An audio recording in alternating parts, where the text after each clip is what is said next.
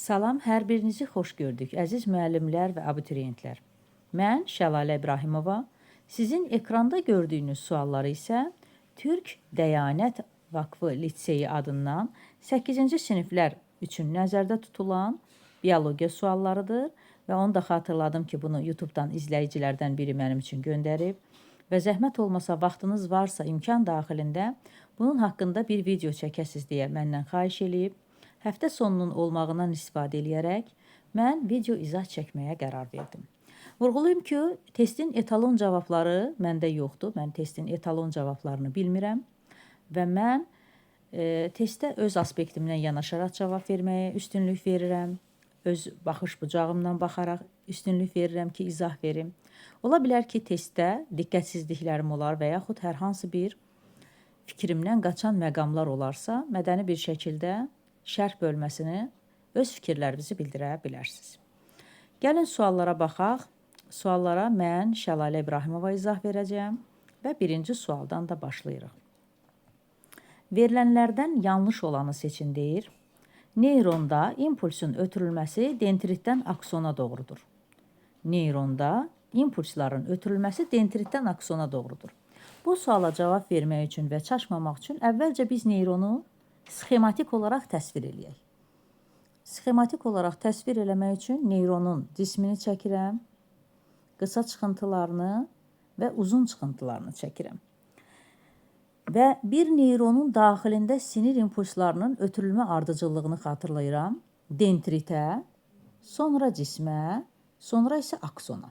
Deməli, bir neyronun daxilində sinir impulslarının ötürülmə ardıcıllığı dendrit cisim akson istiqamətindədir. Yəni, mən artıq burada dendrit və aksonun birlikdə adını çəkmədim. Bu ehtimal yoxdur.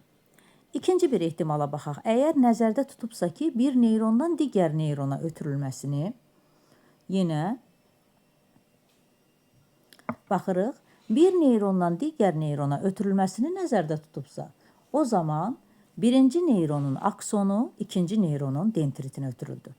Beləliklə, heç bir halda mən dendritdən aksona doğru impulsun ötürülməsinin adını vurğulamadım. A bəndi məncə səhvdir. Yenə digərlərinə baxaq. Bir neyrondan digər neyrona impulsun ötürülməsi sinapsların rolu var.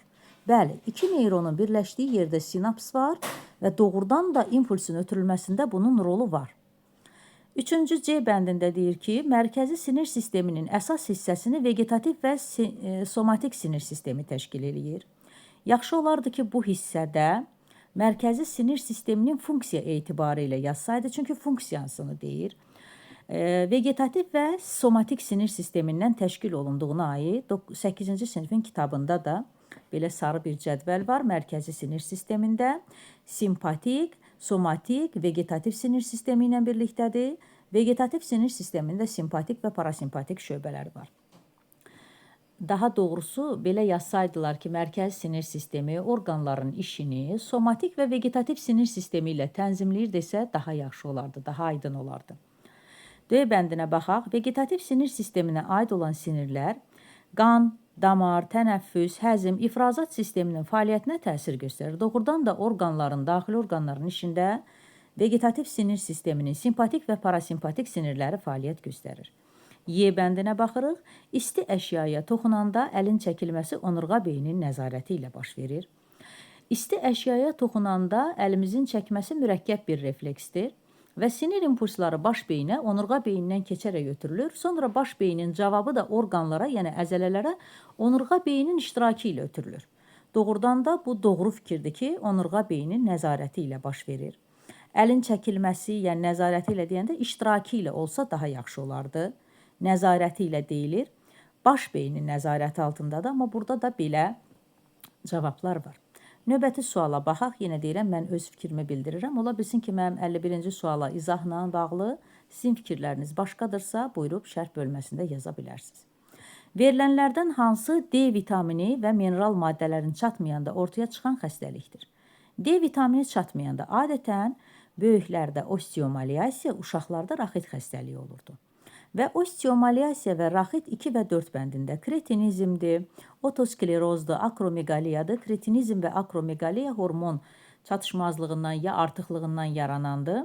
Otoskleroz da orta qulaqda olan demək, eşitmə sümüklərinin böyüməsindən. Deməli, harda 1, 3, 5 cavabı var, mən o cavabları siləcəm. Və 1, 3, 5 olmasın. Olsun 2, 4 və sümüklərin sərtliyinin itməsi də ola bilər, bəli. Baxın, zaten 1, 3, 5 olan bəndləri siləndə mənim üçün 2, 4, 6 bəndi qalmış oldu. İnsan skeletində həm borulu sümüklər, həm yastı, həm qarışıq sümüklər üçün ortaq olsun. Deməli, 3 növ sümüyün adını çəkir və mənə deyir ki, həm borulu, həm yastı, həm də qarışıq sümüklər üçün ortaq xüsusiyyət seçin. Beləliklə, sarı sümüklüyünün olması. Bu, yalnız borulu sümüklərə aiddir. Yastı və qarışıq sümüklərdə sarı sümüklüyü olmaz. Sümük hüceyrələri və hüceyrəsi maddədən təşkil olunub, doğrudur. Qırmızı sümük iliyi var, bu da doğrudur. Qan damarlarına və sümük üslüyünə sahibdir, bəli. İstənilən sümüyə qan damarları da gəlir, çünki onu qidalı maddələr gətirir və sümük üslüyü də var ki, sümüyün eninə böyüməsi təmin olunsun. Deməli, 2, 3 və 4 bəndi isə mənə B bəndində verildi. Yanlış cümlələri seçin deyir mənə. 2 və 3 başlı əzələlər işləyərkən oksigen və qidalı maddələrə tələbat artır. Bəli. Hər hansı bir orqanın fəaliyyəti artanda, orada oksigenə və qidalı qan dövranı da sürətlənir axı. Mən yanlış axtarıram. Maddələr mübadiləsinin pozulması nəticəsində böyrək daşları əmələ gələ bilər. Bəli, maddələr mübadiləsi pozulur və digər hallarda düzgün getmir və böyrəyə çöküntü verir, böyrək daşları əmələ gələ bilər. Hətta öd daşları da əmələ gələ bilər. Ziqotun yaranması uşaqlıq yolunda baş verir. Ziqot yaranıbsa, demək artıq mayalanma baş verib. Mayalanma isə uşaqlıq borularında baş verir. Səhv fikirdir, 3 işarələyək. Azotlu birləşmələrin və eritrositlərin parçalanma məhsulu bağırsağa qarışıq sekresiya vəzi vasitəsilə axır. Doğru fikir deyil.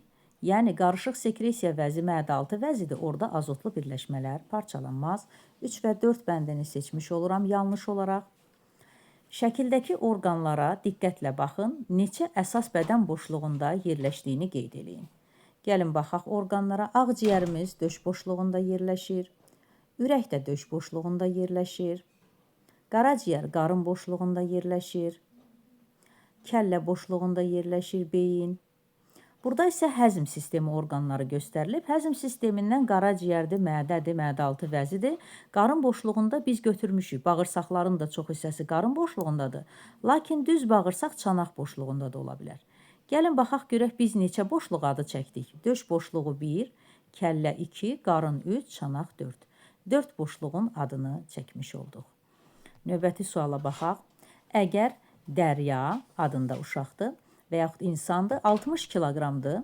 Onun sümük sistemi bu kütlənin 18%-ni təşkil edir. Yəni, 60 kiloqramın 18%-ni sümük kütləsi təşkil edir. Mən 60-ın 18%-ni tapım.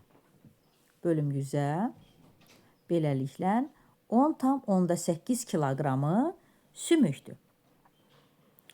Və sümük hüceyrələrinin miqdarı neçə kiloqramdır? Sümük hüceyrələri də ümumi, yəni sümüklərin ümumi sümük sisteminin 1/3-idir. Çünki 2/3-i də hüceyrəsi maddədir axı. Ona görə 10,8-i də bölək 3-ə və 10,8-i bölək 3-ə. 3,6 cavabı verilib, o isə A bəndində verilmiş oldu. Baxaq növbəti suala, 57-ci sualdayıq. Parçalanma məhsullarından biri azotlu birləşmə olan maddənin 10 qramının parçalanmasından alınan enerji bərabərdir. 10 qramının parçalanmasına, azotlu birləşmələr nəyin içərisindədir? Zülalın. Zülalın 10 qramında nə qədər enerji olar? 17, 16-ya vurum. Demək, 176 kilojoule mənim enerjim var. Aşağıdakılardan hansı 176-ya bərabərdir? Gəlin baxaq. Əsas enerji mənbəyi olan maddə. Bizim günlük əsas enerji mənbəyimiz karbohidratdır, düzdürmü? Karbohidrat da 17-16 kilojoule enerji verir. 17-16-nı da ona vuraram, eyni enerjini almış oldum. A bəndə doğrudur. Təxminən 4,5 qram yağın parçalanmasından alınan enerjidir. 4,5-i vurum 38,9-a. Doğrudan da 175 tam Təqribən 175 nə qədərsə, bu da doğru fikirdir. Təqribən də. Bitki mənşəli gündəlik norma 37 qram olan maddənin bitki mənşəli gündəlik norması 37 qram olan zülaldır və həmin maddənin 10 qramının parçalanmasından da alınan enerjini istəyir. Və doğru cavabların hamısı, yəni 10 qram zülal da 17-16 kilojoule bizə enerji verəcək. Bu 4,5 qram yağından ayrılan enerjini bir də yoxlayaq. 4,5 vuraq 38,9-a. Bəli, 175-ə yaxın təqribən eyni rəqəm alınır. Zaten 1-3 cavabı da bizə verilməyib. Ona görə də 1, 2, 3 bəndini seçmiş oluruq. Açar sözlərdən istifadə edərkən boşluqları doldurun deyir. Gəlin baxaq, hər birini ardıcıl yerləşdirək. Demək, skelet əzələlərinin sümüklərə nə ilə birləşər? Skelet əzələləri sümüklərə birləşər vətərlərlə. 7 ilə başlayan bəndləri işarəliyim. Baxın, mən B və C bəndləri arasında qaldım.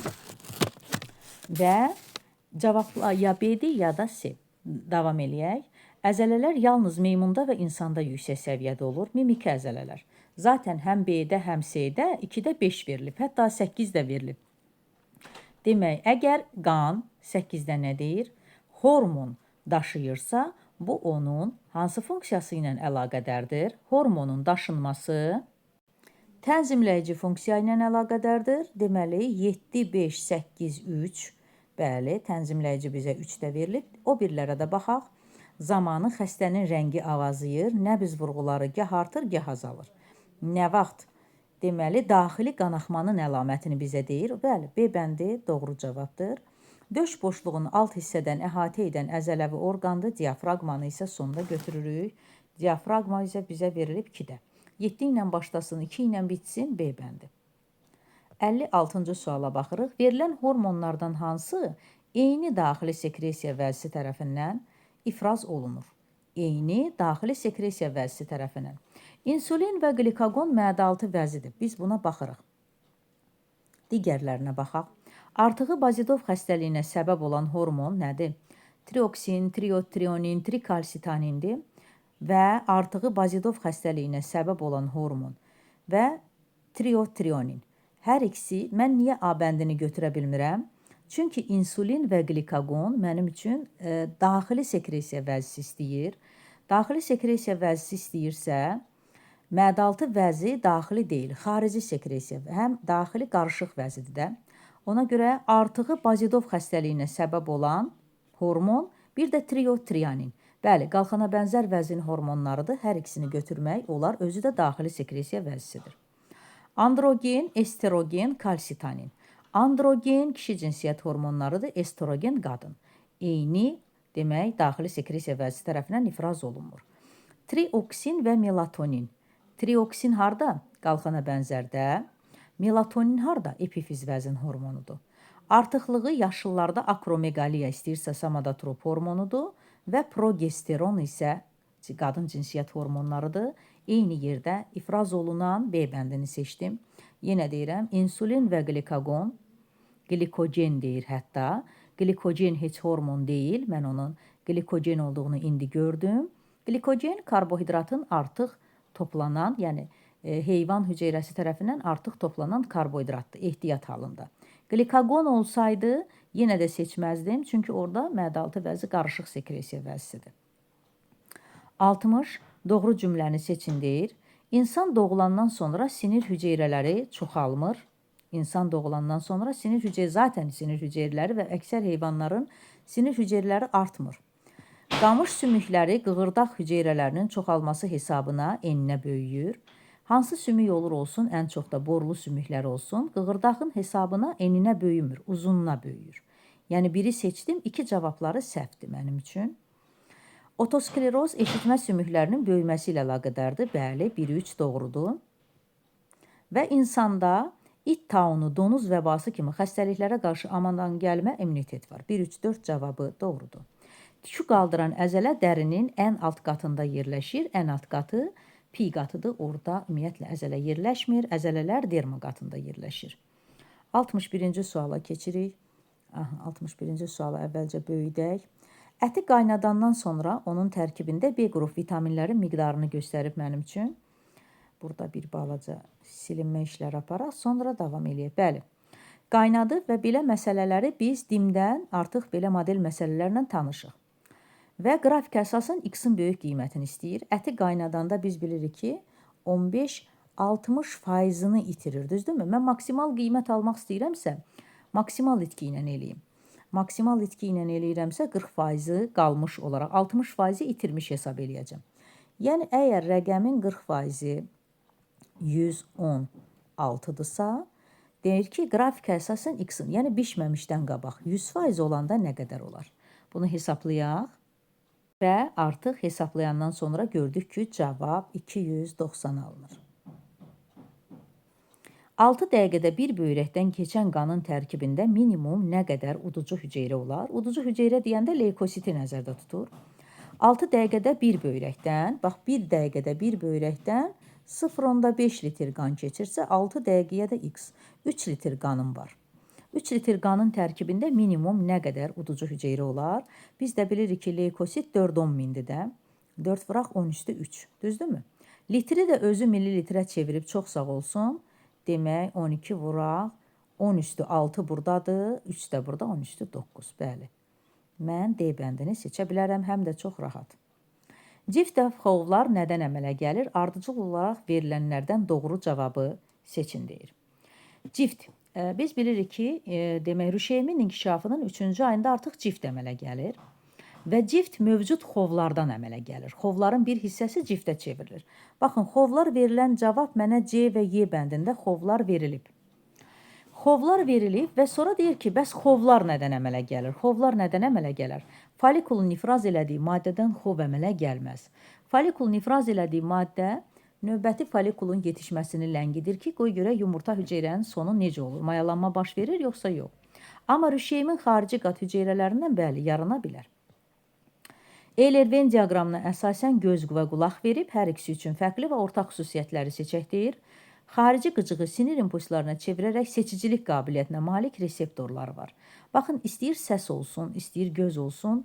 Mən düşünürəm ki, onların hər ikisinin, mən yüksək səsi alçaq səsdən seçirəm. Gur işığı da zəif işıqdan seçirəm. Demək, seçicilik qabiliyyətinə malik reseptorları hər ikisinə yazıram. Reseptorlarda dəyişikliklər artması, sinirlərin funksiyasının pozulması, yarımkürələr qabığında zədələnmə nəticəsində analizatorun işi pozulur. Bu, 5 analizatorun 5-nə də aiddir. Əzələ vasitəsilə yerləşdiyi yuvanın sümüklərinə birləşir. Bu, gözü nəzərdə tutur. 6 əzələ gözü yuvada saxlayandı. Ona görə C bəndini bura aid eləyirəm. Bədənin müvazinəti, bəli, müvazinət yarımdairəvi kanallardadır. Yarımdairəvi kanallarda da daxili qulaqdadır. Mən D bəndini bura aid eləyirəm. Sümük qığırdaq və əzələdən təşkil olunub. İmpuls ara beyindən keçmədən beyin yarımkürələr qab. Bu qoxudur. Nə gözə, nə qulağa aid eləyə bilmirəm. 3-ə AB olsun, 2-yə D, 1-ə C olsun. A bəndində doğru verilib. Gəlin, növbəti suala keçək. Çox maraqlı suallar təşkil olunub həqiqətən də.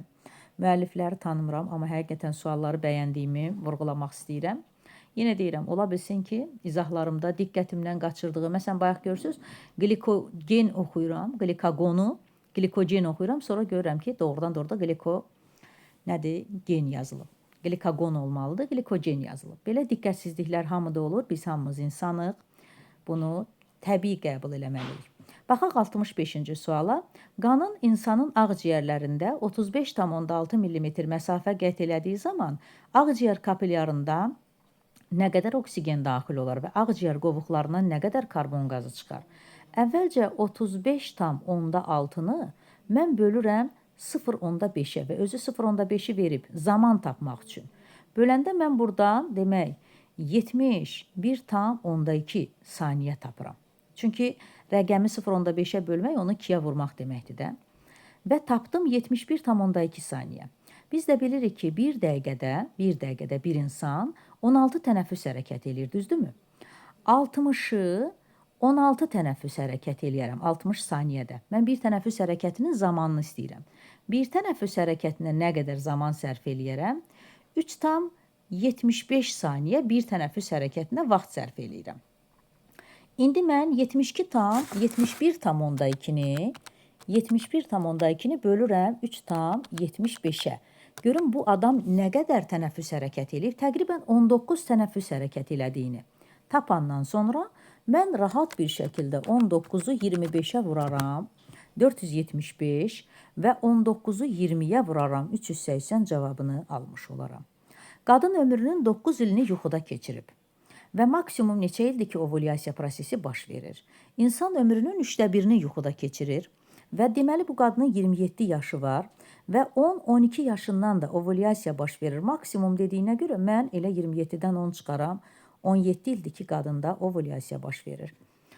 Sağlam insanın bağırsaq hüceyrəsi və 4 başlı əzələsi üçün ümumi olan aşağıdakılardan hansıdır? Deməli, beləsi dolayı bir şəkildə mənə demək istəyir ki, saya əzələ və enəzolaqlı əzələlər üçün oxşar olan nədir? Nüvənin sayını istəyir. Saya əzələ 1 nüvəlidir, enəzolaqlı əzələ çox nüvəli. Eyni quruluşa sahibdir, xeyr. Eyni quruluşa sahib deyirlər. Bir nüvədə olan xromosomların sayı bəli istəyir, enəzolaqlıdan bir nüvə götür. Saya əzələ zaten bir nüvəlidir, 46 xromosom olacaq. Daxili orqanların divarı saya əzələdən, fəaliyyətinin avtonom sinir sistemi ilə tənzimi də saya əzələyə aiddir. Çünki enəzolaqlı əzələlər somatik sinir sistemi ilə tənzimlənir. Gəlin uyğunluğa baxaq. Dəridəki reseptor istini və soyuğu toxunmanı hiss eləyir. Bura 1 yazıram. Reseptorların İyə qarşı çox həssasdır. Buruna 2 yazıram. Ən zəif işığı belə görür. Bura 3 yazıram. İşıq söhbəti varsa gözdür. Reseptorların qidanın dadını hiss eləyirsə 4 yazıram. Səsi qəbul elirsə 5 yazıram. İndi yazdığım hərflərə uyğun cavabı görüm harda yazılıb. Deməli 1-ə olsun E, 2-yə olsun A, deməli 3-ə olsun D. Bəli, bax, Y bəndində mənə doğru cavab verilib. Növbəti suala keçək. Verilənlərdən hansının işləməsi somatik sinir sisteminin nəzarəti ilə baş verir? Yenə deyirəm, somatik sinir sistemin nəzarəti altında o deməkdir ki, insan onu özü idarə eləyə bilsin. Qanın bədənə vuran orqanın, yəni ürəyin işini insan özü idarə eləyə bilmir. Turş mühitə sahib olub tutumu 2,5 litr olan orqanın, mədənin işini də insan özü. Qabırğarası əzələlərin və bəbəyin, qabırğarası əzələləri qismən beyin yarımkürlərinin nəzarəti altında olsa da bəbəyin işi bizdən asılı deyil. Ağızda qidanın hərəkətini təmin edən orqan isə dildir, bəli. O somatik sinir sistemi ilə tənzimlənən orqandır. Mələk Qalibin babasının becərdiyi bağçada gəzərkən ağaclarda çiçək açdığını gördü. Sonra quşların səsini eşitdi. Sonra qızıl gül toplayarkən tikan əlinə batdı. İyləyəndən sonra asqırdı. Bu zaman verilənlərdən hansı fəaliyyət göstərməz? Deməli, bax, ənsə payı görməklə bağlıdır. Nəyisə qızıl gülü gördü. İlbiz eşitməklə quşların səsini eşitdi. Və qızıl gülə toxunanda onurğa beyinə informasiya onurğa beyin iştirak elədi. Və uzunsov beyində bütün bu quşların səsinin analiz eşitməsini idarə eləyir. Sonra görmədə müəyyən rollar oynaya bilər. Sonra uzunsov beyin nə var?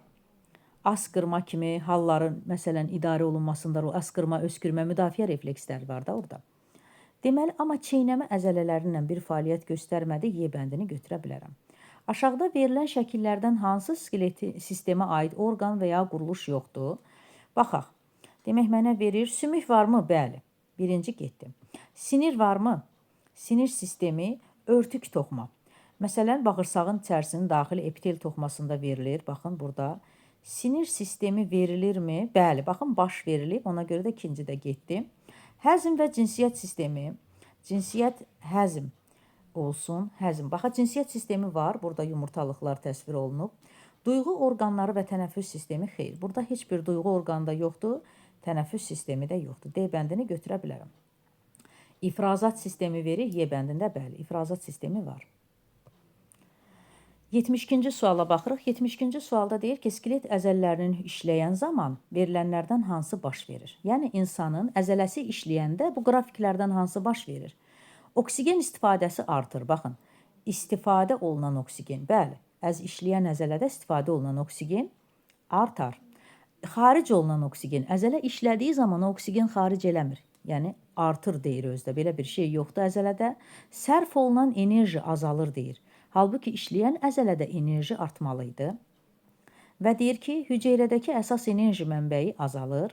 Bəli, ATF-dir əsas enerji mənbəyi işləyən əzələ üçün, o da get-gedə azalır. Mən 1-4 bəndlərini seçmiş oldum. Yanlış cümlələri seçək. Ürək, beyin ölümü keçirməyən insanlardan alına bilər. Keçirməyən deyir. Adətən biz orqan nəqlini deyəndə deyirdik ki, keçirən insanlardan. Yanlışdır.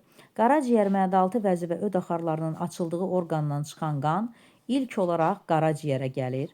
Məədaltı vəzi və öd axarlarının açıldığı orqandan gələn. Deyir ki, hara açılır məədaltı vəzi? Nazik bağırsaqdan çıxan qan ilk olaraq qaraciyərə gəlir. Bəli. Məədaltı vəzin ifrazat hormon, məədaltı vəzi ifraz məhsulu həm hormon, həm də hüceyrə yaradır. Məədaltı vəzi hüceyrə yaratmaz. Süd dişlərinin daimi dişlərlə əvəz olunanda gənclik dövrünə təsadüf olunur. 10-12 yaşında uşaq gənclik dövrü yaşamır, 17-18 yaşdan sonra. Mən səhv olaraq nəyi qeyd elədim? 1-3-4-ü qeyd elədim. Qrafikdə kalsium miqdarının dəyişməsi göstərilib. Hansı və hansılar bu dəyişikliyə səbəb olan X faktoru ola bilməz deyir. Gəlin baxaq, X faktoru ola bilməz nəymiş? Qalxana bənzər vəzin ifraz elədiyi kalsitonin hormonu və qanda kalsiumun miqdarını verir bizə. Qalxana bənzər vəzin ifraz elədiyi kalsitonin hormonu qandan götürür, sümüklərə aparır. Bəli, bu doğrudur. Çünki qanda kalsium miqdarını azaldacaq, sümüklərə aparacaq. Mən yanlış, yəni X-ə aid olmasın. Qalxana bənzər vəzin ifraz elədiyi parat hormon. Parat hormonu isə sümükdən götürür, qana gətirir. Bax, bu qanda gətirirsə, qanda artmalıdır, amma qanda görürsünüz kalsium miqdarı azalır. Parat hormon qanda kalsiumu azaltmır, artırır. Hipofiz vəzin ifraz elədiyi somatotrop hormonu olsaydı, somatotrop sümüklərin böyüməsinə təsir göstərir. Sümüklər böyüyürsə, kalsiumu da qandan çəkəcək və böyüyəcək. Bu nəzərdən deyirəm ki, ola bilsin ki, somatotropun da sümüklərin böyüməsinə təsir elədiyi anda kalsiumu qandan çəkmə kimi ehtimal oluna bilər ki, var, fəaliyyət göstərir. Böyrəküstü vəzin ifraz elədiyi adrenalin hormonu kalsiuma ümumiyyətlə təsir eləmir. Ona görə mən burada 2-4 bəndini yanlış olaraq götürürəm. Çünki deyir ki, X faktoru ona aid olmasın. Və 75-ci suala gəldik. Uyğunluğu müəyyən eləyirəm. Birinci hissəsinin çıxıntısı iltihabı həyati təhlükə yaradır. Bu yoğun bağırsağındır. Orada çıxıntı var. Demək, kör bağırsaq çıxıntısıdır. Yoğun bağırsağa yazırıq A bəndi. Məədaltı vəzin fermentlərin işini fəallaşdırır. Bu aiddir ödə. Öd məədaltı vəzin fermentlərin işini fəallaşdırır. Qida demək, antibakteriyal təsir göstərir. Bəli, öd bağırsaqdan gələn bakteriyaları məhv eləyir. Ona görə C-ni bura yazıram. Və həll olmuş və kimyəvi çevrilməyə, D bəndini oxumadım. Qida burada həzm kanalının ən geniş şöbəsinə düşür. Yəni, bunların heç birindən sonra, qida borusundan sonra mədiyə düşər. Ona görə mən D bəndini ümumiyyətlə heç birini aid eləməyəcəm. Həll olmuş və kimyəvi çevrilməyə uğramış qida maddələri qana və limfaya sorulur. Bu da baş verir harda? Nazik bağırsaqda. Beləliklə, mən Dəyanət liseyinin 8-ci siniflər üçün olan suallarına aydınlıq gətirdim. Fikirləriniz varsa, suallarla bağlı öz düşüncələriniz və yaxud mənim görmədiyim bir qüsurları siz gördünüzsə, buyurub şərh bölməsində qeyd eləyə bilərsiniz. Mən vaxt tapdıqca o şərhləri oxuyuram. Vaxt ayırdınız, təşəkkür edirəm, videoyu izlədiniz. Çox sağ olun, var olun.